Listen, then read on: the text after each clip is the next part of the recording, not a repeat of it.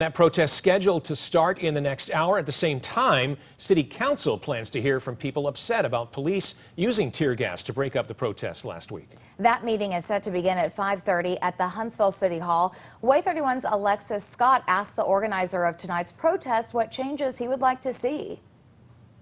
I know that hasn't helped in the past, but if we continue to peacefully protest, it'll show that we're coming out here and doing our part, and that is not, the problem isn't on us. Brendan Lewis organized Thursday's protest to help force police reform.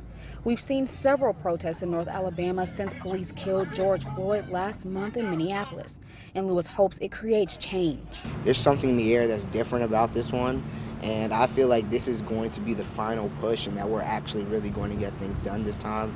As protesters take the streets on Thursday, Huntsville City Council plans on talking about how police ended 2 protests last week with tear gas. And one board member wants to create an independent review board. They all want to hear from police and protesters about what did and did not happen last week.